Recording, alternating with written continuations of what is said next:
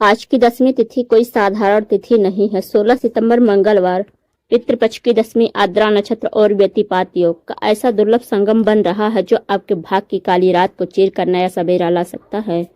ये वही तिथि है जिसे शास्त्रों में कहा गया है 10वीं धर्म और धन दोनों को स्थिर करती है। यानी आज का दिन वो है जब आप अपने जीवन की अस्थिरता को स्थिरता में बदल सकते हैं। गुरुजी कहते हैं 10वीं तिथि वह दीपक है जो अंधेरे में भी जलता है, और व्यतिपात योग वह अग्नि है जो दुर्भाग्य की जंजीरों को पिघला देती है। जरा सोचिए, आज का ये उपाय, आज का संकल्प आपको सिर्फ धन ही नहीं देगा बल्कि आपके जीवन से कर्ज, अभाव और रुकावटों को भी खत्म कर देगा। आज किया गया छोटा सा कार्य आपके परिवार की आने वाली पीढ़ियों सुख और संपन्नता का बीज बो देगा। लेकिन सावधान, ये तिथि वरदान भी है और परीक्षा भी। अगर श्रद्धा से साधना की तो कुंडली के ग्रह भी आपके कदमों में झुक जाएंगे, और अगर लापरवाही की तो यह अवसर हाथ से निकल जाएगा। तो तैयार हो जाइए, क्योंकि आज की यह 10वीं तिथि आपके सामने वह दरवाजा खोल रही है जिसके पार है धन, सौभाग्य और अदृश्य आशीर्वाद। अब बस सवाल ये है कि आप तैयार हैं इस दैवीय शक्ति को पकड़ने के लिए। क्या आपने कभी महसूस किया है कि जीवन में मेहनत तो बहुत है पर परिणाम शून्य? पसीना बहाते हैं, दिन रात भागते हैं, लेकिन हाथ में आता है क्या?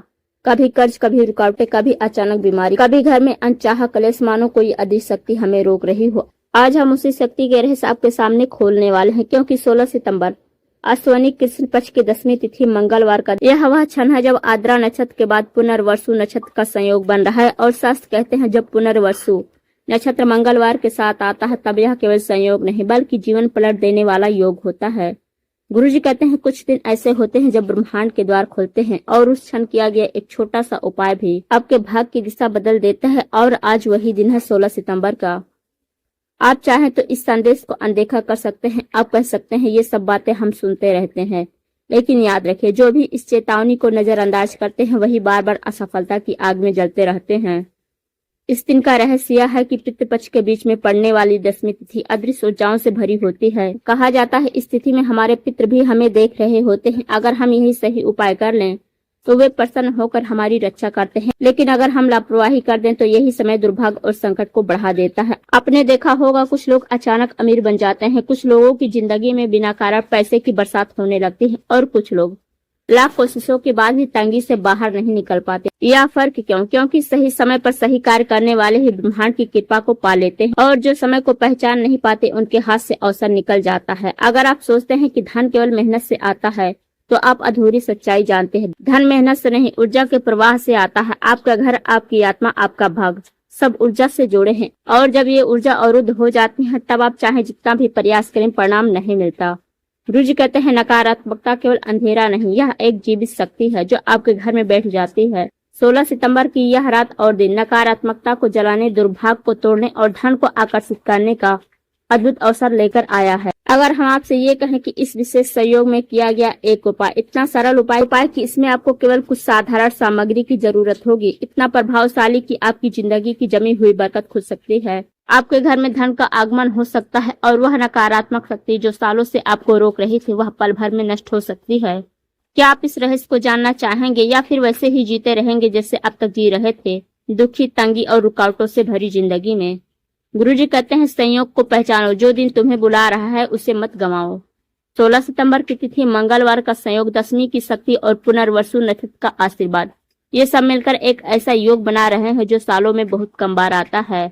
और इस योग में किया गया एक छोटा सा उपाय केवल धन ही नहीं बल्कि भाग्य, सुख और आत्मिक शांति तक देता है। लेकिन ध्यान रहे, यह उपाय मजाक नहीं है, यह खेल नहीं है। अगर इसे हल्के में किया तो परिणाम शून्य, और अगर श्रद्धा और सच्चे भाव से किया तो परिणाम चमत्कार से कम नहीं। जरा अपनी आंखें बंद कीजिए और कल्पना कीजिए आपके घर में अचानक रोशनी भर जाती है। जहां कल तक कलेश था वहां शांति है, जहां कल तक तंगी थी वहां अचानक अवसर है, जहां कल तक आप रोके हुए थे वहां अब सब कुछ राहें खुल रही है। यही है इस उपाय की शक्ति, और आज हम इस वीडियो में वही रहस्य बताने वाले हैं। क्या आप तैयार हैं? क्योंकि जैसे ही आप आगे बढ़ेंगे आपकी सोच बदल जाएगी। आपको महसूस होगा कि यह केवल एक साधारण नहीं बल्कि आपके जीवन की सबसे बड़ी कुंजी है। तो आगे हम आपको बताएंगे इस उपाय के अद्भुत लाभ क्या है और क्यों इसे सही तरीके से करना बेहद जरूरी है। क्या आपने कभी यह महसूस किया है कि मेहनत आपकी पूरी है लेकिन परिणाम आधे भी नहीं मिलते? क्या आपने कभी देखा है कि आपसे कम मेहनत करने वाला इंसान अचानक उन्नति कर जाता है और आप वहीं खड़े रह जाते हैं? गुरुजी कहते हैं जहां प्रयास रुक जाता है वहां से भाग्य और अद्भुत शक्तियां काम करती हैं। और वही शक्ति आपके जीवन में धन, सफलता और शांति लेकर आती है। 16 सितंबर का यह संयोग केवल एक तिथि नहीं, एक अदृश्य द्वार है। जो इसे समझेगा वही पाएगा, और जो इसे हल्के में लेगा उसके लिए यह दिन बस कैलेंडर की एक तारीख बनकर रह जाएगा। इस उपाय के अद्भुत लाभ: धन का अदृश्य प्रवाह खुलता है। यह उपाय आपके जीवन में धन के प्रवाह को गति देता है। जहां महीनों से पैसे की कमी हो, वहां अचानक अवसर बनने लगते हैं। जहां खर्च अधिक और आमदनी कम हो, वहां संतुलन बनने लगता है। गुरुजी कहते हैं, धन केवल मेहनत से नहीं, ऊर्जा के प्रवाह से आता है। जब ऊर्जा साफ होती है तब धन आपके पास आकर्षित होता है। दुर्भाग्य का अंत: 10वीं तिथि में किया गया यह उपाय आपके भाग पर छाए अंधेरे को तोड़ देता है। अगर आपके जीवन में लगातार असफलताएं, अधूरे कार्य और रुकावटें हैं तो यह संयोग उन सबको मिटाने की शक्ति रखता है। मानो कोई अदृश्य ताला खुल जाए और आपके लिए नई राहें बन जाए। नकारात्मक शक्तियों का नाश: इस उपाय का सबसे बड़ा लाभ है नकारात्मक शक्तियों का नाश। अक्सर घर में बिना कारण झगड़े होना, बीमारियां आना, पैसों की बरकत न होना, यह सब नकारात्मक ऊर्जा का परिणाम होता है। 16 सितंबर को किया गया यह उपाय घर की नकारात्मकता को मिटाकर उसे सकारात्मक ऊर्जा से भर देता है। पितरों का आशीर्वाद: पितृपक्ष की 10वीं तिथि होने के कारण इस उपाय से पितरों का आशीर्वाद भी मिलता है। शास्त्र कहते हैं, पितृ ही सबसे पहले हमारी रक्षा करते हैं और घर में बरकत लाते हैं। अगर वे प्रसन्न हो जाएं तो जीवन में कभी कमी नहीं रहती। आत्मिक शांति और सुख: धन और सफलता के साथ साथ इस उपाय से आत्मा को भी शांति मिलती है। मन का बोझ हल्का होता है, चिंता घटती है और आत्मविश्वास बढ़ता है। गुरुजी कहते हैं, जिनका मन शांत है उसी का जीवन संतुष्ट है। लेकिन अब सुनिए चेतावनियां। जैसे यह उपाय आपको चमत्कारी परिणाम दे सकता है, वैसे ही अगर आप इसे हल्के में लेंगे तो इसका असर उल्टा भी हो सकता है। बिना श्रद्धा के किया गया उपाय व्यर्थ है। अगर आप केवल दिखावे के लिए करेंगे तो कोई परिणाम नहीं मिलेगा। गुरुजी कहते हैं, उपाय केवल हाथों से नहीं, हृदय से किया जाता है। गलत समय पर किया गया उपाय असर नहीं करेगा। 16 सितंबर का संयोग बहुत ही सीमित समय के लिए खुला है। अगर आपने इसे सही मुहूर्त में नहीं किया तो यह अवसर व्यर्थ हो जाएगा। इसलिए समय का पालन सबसे जरूरी है। आवश्यक सामग्री का अपमान न करें। इस उपाय में प्रयुक्त सामग्री को हल्के में न लें। शिव महापुराण में कहा गया है कि पूजन सामग्री का आदर न करने से पुण्य आधा रह जाता। अगर आप लापरवाही करेंगे तो परिणाम भी आधे मिलेंगे। शुद्धता और नियमों की अनदेखी न करें। यह उपाय तभी असर करेगा जब आप पूर्ण शुद्धता और नियमों का पालन करेंगे। यह उपाय तभी फलित होता है जब आप इसे श्रद्धा और आवश्यकता से करें, न कि लालच से। गुरुजी कहते हैं, धन वही टिकता है जहाँ संतोष होती है। कभी कभी ब्रह्मांड हमें भी परखता है। यह देखता है कि हम उस उपाय को गंभीरता से कर रहे हैं या केवल इच्छा पूरी करने के लिए जल्दी में है। अगर आप अधीर होकर जल्दी बिना नियमों के करेंगे तो परिणाम शून्य रहेंगे। लेकिन अगर आप धैर्य और श्रद्धा से करेंगे तो यही उपाय आपके जीवन की सबसे बड़ी सफलता का कारण बनेगा। तो अब आप सोच रहे होंगे, अगर यह उपाय इतना शक्तिशाली है तो इसे करने के लिए किन किन चीजों की जरूरत होगी, कहाँ करना है, किस समय करना होगा। क्योंकि अगर आप यह नहीं जानते कि कब और कहाँ करना है तो यह उपाय अधूरा रह जाएगा।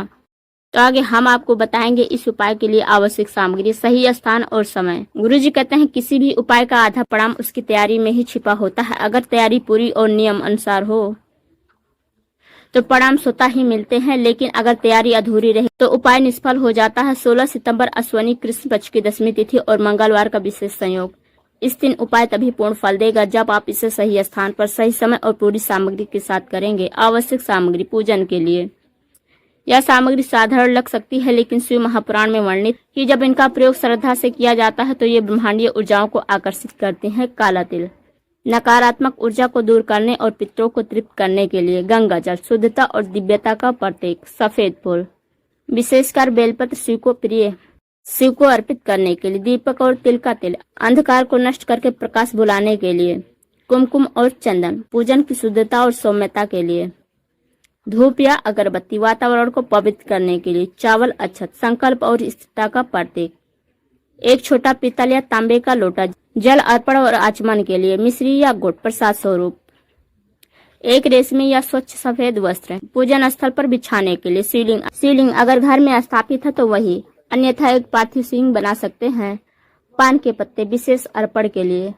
लाल धागा या मौली रक्षा और संकल्प के लिए।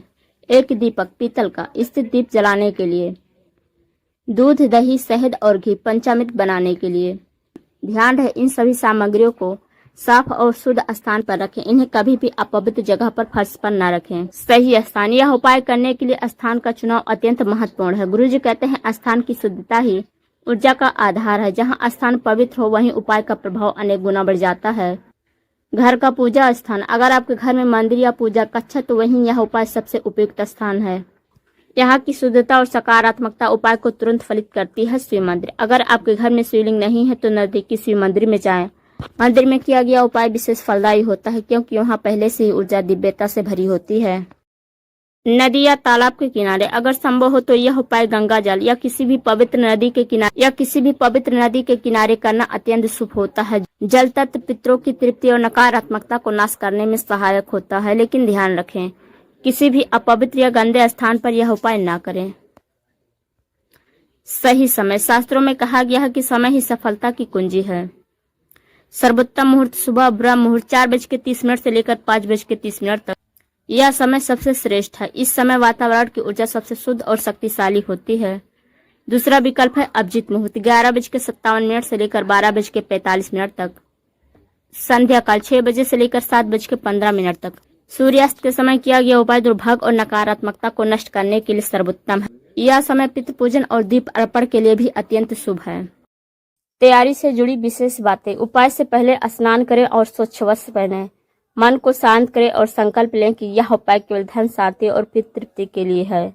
अपने आसपास का वातावरण शांत रखें। टीवी मोबाइल शोर शराबा बिल्कुल ना करें। उपाय से पहले थोड़ी देर ध्यान करें और शिव मंत्र का जप करें, ओम नमः शिवाय। अब आप सोच रहे होंगे हमारे पास सामग्री भी है, स्थान भी तय है, समय का भी पता चल गया है, लेकिन असली सवाल है उपाय की विधि क्या है, कैसे इन सब का प्रयोग करना है, किस क्रम में करना है, कौन सा मंत्र बोलना है, किस चरण पर दीपक जलाना है, किस चरण पर आहुति देनी है। ये सब हम आपको आगे बताएंगे विस्तार से। इस उपाय को कैसे करना है, कदम दर कदम पूरी विधि, ताकि कोई गलती न हो और कोई भ्रम भी ना हो। गुरु जी कहते हैं जो कार्य विधि अनुसार होता है वही पूर्ण फल देता है। अगर विधि भंग हो गई तो पर्व का पुण्य और संयोग का लाभ आधा नहीं मिलता। 16 सितंबर अश्विनी नक्षत्र की पक्ष दशमी मंगलवार का दिन केवल संयोग ही नहीं बल्कि जीवन पलट देने वाला अवसर है। आपने सामग्री जुटा ली, स्थान और समय जान लिया। अब सबसे महत्वपूर्ण है विधि, यानी उपाय को कैसे करना है, किस क्रम में करना है, किन मंत्रों के साथ करना है। उपाय की विधि, चरण दर चरण, स्नान और शुद्धि। सबसे पहले प्रातः ब्रह्म मुहूर्त या संध्या समय स्नान करें। स्नान के जल में थोड़ा सा गंगा जल मिलाएं। स्नान के बाद स्वच्छ हल्के रंग के कपड़े पहने। गुरु जी कहते हैं शरीर शुद्ध होगा तो ऊर्जा सहज रूप से प्रवाहित होगी। चरण 2, संकल्प लेना। पूजा स्थान पर आसन पर बैठें। दाएं हाथ में जल, अक्षत, चावल, फूल और थोड़ी सी कुमकुम लेकर संकल्प लें। संकल्प लें, मैं अपना गोत्र और उद्देश्य बोले। इस उपाय को दुर्भाग्य नाश, धन प्राप्ति, पितृ तृप्ति और नकारात्मकता दूर करने के लिए यह उपाय कर रहा हूँ। चरण 3, दीप प्रज्वलन और वातावरण शुद्धि। अब तिल के तेल का दीपक जलाएं। धूप अगरबत्ती जलाकर चारों ओर घुमाएं। चरण 4, शिवलिंग या पूजन स्थल की स्थापना। अब शिवलिंग को स्वच्छ जल से धोएं, फिर गंगा जल छिड़कें। पार्थिव शिवलिंग हो तो उसे काले तिल, जल और गंगा जल से बनाकर स्थापित करें। उसके सामने रेशमी कपड़ा बिछाकर सामग्री सजाएं। चरण 5, पंचामृत अभिषेक। दही, दूध, घी, शहद और गंगा जल मिलाकर पंचामृत तैयार करें। अब इन मंत्रों का उच्चारण करते हुए शिवलिंग पर अभिषेक करें।